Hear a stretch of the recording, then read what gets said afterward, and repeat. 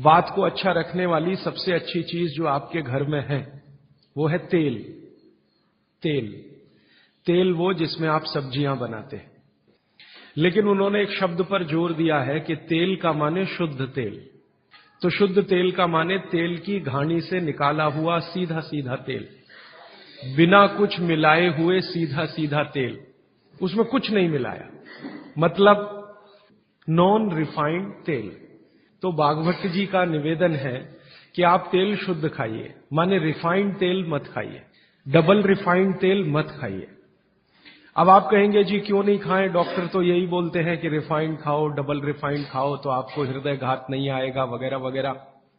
ये जो रिफाइंड तेल है मैंने इनको देखा है कैसे रिफाइंड किया जाता है, आप भी देख लें, कभी मौका मिले तो बहुत अच्छा होगा।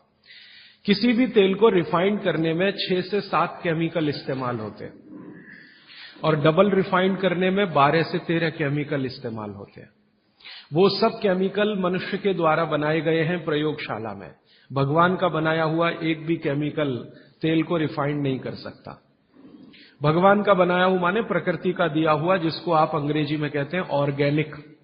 जितने भी केमिकल तेल को साफ करने के लिए उपयोग किए जाते हैं वो सब इनऑर्गेनिक है, और इनऑर्गेनिक केमिकल ही दुनिया में जहर बनाते हैं और उनका कॉम्बिनेशन जहर की तरफ ही लेके जाता है। आज की दुनिया में मॉडर्निज्म के नाम पर, आधुनिकता के नाम पर जितने इनऑर्गेनिक केमिकल्स जगह जगह इस्तेमाल हो रहे हैं वो सब आपको धीरे धीरे उस तरफ ले जा रहे हैं जहां आप जहर अपने ही शरीर में पैदा कर दें। इसलिए रिफाइंड तेल, डबल रिफाइंड तेल गलती से भी मत खाइए, गलती से भी मत खाइए। अब आपके मन में 2 प्रश्न आएंगे तुरंत कि शुद्ध तेल में तो बास बहुत आती है। हां, सीधा प्रश्न। दूसरा प्रश्न आएगा जी शुद्ध तेल बहुत चिपचिपा होता है। हम लोगों ने जब शुद्ध तेल पर रिसर्च किया तो पता चला कि तेल का जो चिपचिपापन है वो उसका सबसे महत्वपूर्ण घटक है, और जैसे ही तेल में से ये चिपचिपापन निकाला तो पता चला वो तेल ही नहीं बचा, वो हिस्सा ही गायब हो गया। फिर हमने देखा कि तेल में जो बास आ रही है, बास, वो उसका प्रोटीन कंटेंट है। दालों के बाद दूसरे नंबर पर जो प्रोटीन सबसे ज्यादा है वो तेलों में है। 4-5 तरह के प्रोटीन है सभी तेलों में। अब बास निकाल दिया तो प्रोटीन निकल गया, और चिपचिपापन निकाल दिया तो उसका जो फैटी एसिड है वो गायब। अब ये दोनों ही चीजें गायब हो गई तो तेल नहीं रहा, वो पानी है एक तरह से। इसलिए भागवत जी ने सूत्र लिखा कि जिंदगी भर वात की चिकित्सा अगर आपको करनी पड़ जाए तो बेहतर है कि आप शुद्ध तेल खाएं तो वात की चिकित्सा ही ना करनी पड़े। और मैंने आपको सबसे पहले दिन बताया था कि दुनिया में सबसे ज्यादा रोग वात के ही हैं, सबसे ज्यादा रोग। ये घुटने दुखना से लेकर कमर दुखना, हड्डियों में दर्द, ये वात के तो रोग है ही। सबसे खतरनाक वात का रोग है हार्ट अटैक, ब्रेन का डैमेज हो जाना। सबसे खतरनाक बात का रोग है पैरालिसिस। फिर मैंने देखना शुरू किया कि हिंदुस्तान में ये रिफाइंड तेल कब से आए। आज से 50 साल पहले तो कोई जानता नहीं था कि रिफाइंड तेल क्या होता है। ये पिछले 20-25 वर्षों में आए हैं रिफाइंड तेल। कुछ कंपनियां निकली इस देश में, कुछ विदेशों से आई, कुछ हिंदुस्तानी कंपनियां, दोनों ने मिलकर रिफाइंड तेल का चक्कर चलाया। रिफाइंड तेल बहुत अच्छा है, बहुत अच्छा है। अब ये बहुत अच्छा उन्होंने कहा, किसी ने माना नहीं, तो डॉक्टरों से कहलवाया, बहुत बड़े बड़े डॉक्टरों से कहलवाया। इन डॉक्टरों के साथ मैंने जब वार्ताएं करना शुरू किया, खासकर बंबई के कुछ डॉक्टरों को जो हर समय ये प्रेस्क्रिप्शन के साथ कहना नहीं भूलते कि तेल सफोला का ही खाना या तेल ये ही खाना, तो मैंने कहा डॉक्टर साहब सफोला से आपका क्या रिश्ता है? ये क्यों नहीं कहते तेल तिल का ही खाना? ये क्यों नहीं कहते तेल नारियल का ही खाना? ये क्यों नहीं कहते तेल मूंगफली का ही खाना? ये सफोला कहां से आ गया? तो वो डॉक्टर तो नहीं बताते, लेकिन उनकी पत्नियां बताती हैं कि वो सफोला वाला आता है ना, तो डॉक्टर साहब को कभी रेफ्रिजरेटर दे जाता है, कभी टेलीविजन दे जाता है, कभी डॉक्टर साहब और मुझे मिला के नेपाल की यात्रा करा देता है, कभी हमारे बच्चों के साथ हमको अफ्रीका की सफारी दिखा देता है। तो ये है चक्कर सारा।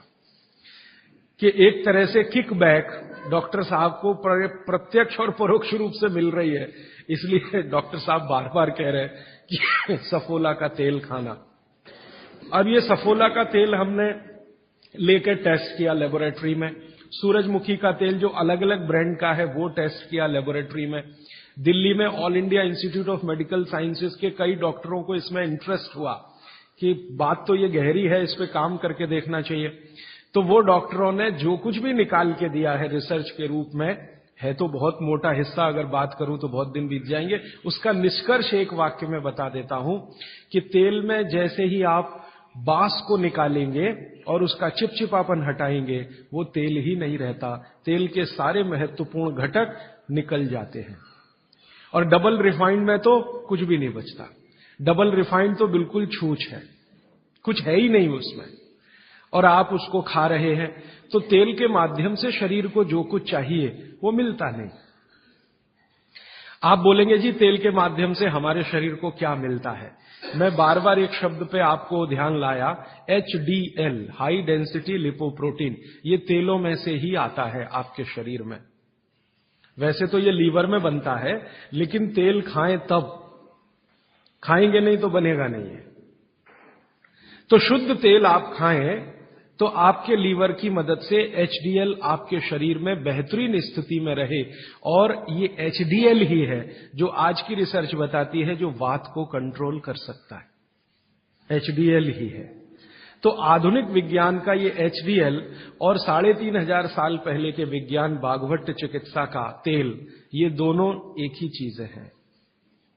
तो आप शुद्ध तेल खाएं तो HDL अच्छा रहे, HDL अच्छा रहे, जिंदगी में हार्ट अटैक आने की कोई संभावना नहीं, आप निसंकोच अपना जीवन बिताइए। फिर एक और महत्व की बात, हमने हमारे कुछ दोस्त लोग हैं इस अभियान में जुड़े हुए, उनके ऊपर एक्सपेरिमेंट किए। खासकर छत्तीसगढ़ में हमारे कुछ मित्र हैं। मैंने कहा भाई आप ऐसा करो, चिकित्सा करनी है तो बागभट्ट की करो। हाँ ठीक है करेंगे। तुम डॉक्टर बंद कर दो। हाँ बंद कर देंगे।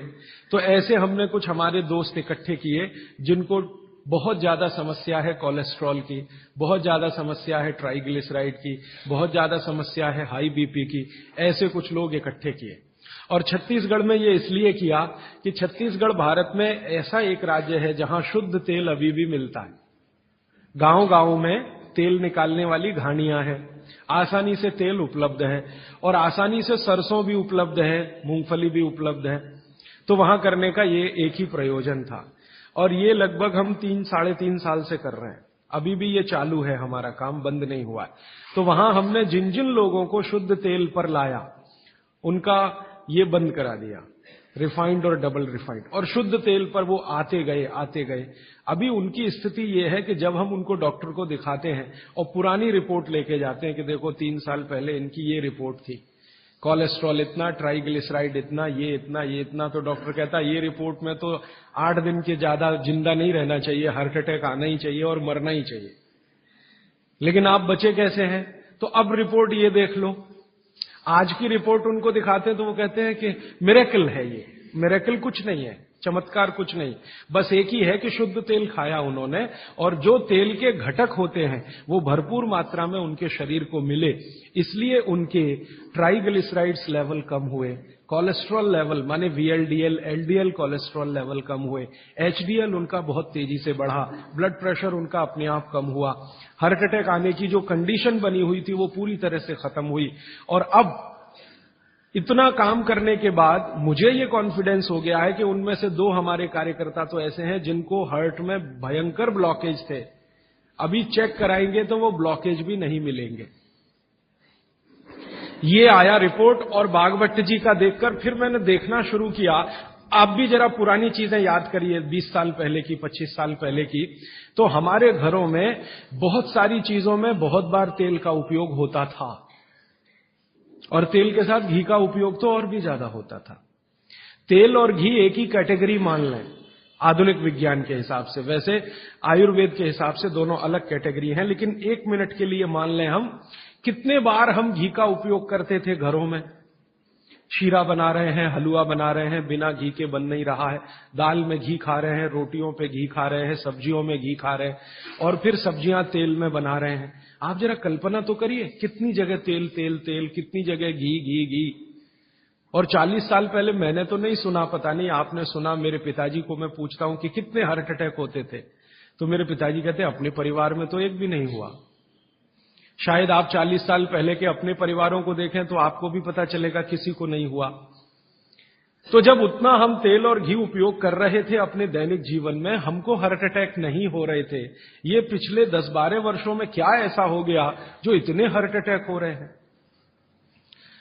परसों किसी ने मुझे कहा कि 17 साल के एक बच्चे ने हार्ट का ऑपरेशन कराया अभी यहां चेन्नई में, अपोलो में या पता नहीं कहां।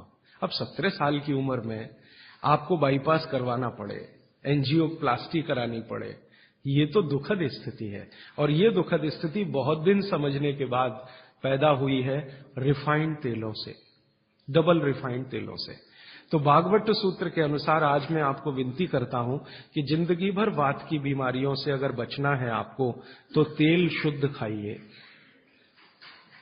तेल एकदम शुद्ध खाइए। अब आपका तुरंत अगला प्रश्न आएगा, जी चेन्नई में मिलता नहीं, दुनिया में ऐसी कोई चीज नहीं है जो कहीं ना मिले। अर्थशास्त्र ये कहता है कि आप डिमांड खड़ी करो, हर चीज की सप्लाई होती है। जब रिफाइंड और डबल रिफाइंड तेल बिक सकता है तो शुद्ध तेल भी यहीं मिलेगा। आप जितने लोग यहां बैठे हैं, अगर आप ही आज संकल्प कर लें कि हम तो शुद्ध तेल ही खाएंगे, कल से देखना बहुत सारी यहां ऑयल मिलें लग जाएंगी, तेल निकालने वाली मिलें लग जाएंगी। और अब घानी लगाना बहुत ही आसान है। पहले एक जमाना था जब घानी लगाओ तो खर्चा बहुत होता था। अब तो 20-25 हजार रुपए की छोटी मशीन आती है और उसी मशीन में सब तरह के तेल निकल सकते हैं। अलग अलग मशीन भी लगाने की जरूरत नहीं। आप चाहें तो घानी भी लगा सकते हैं, वो तो 18-20 हजार की ही आती है, बैल से चलने वाली घानी। वो अब महंगी नहीं रह गई है और बहुत आसानी से तेल निकल आता है। तो इसलिए आप तेल शुद्ध की तरफ बढ़ जाइए।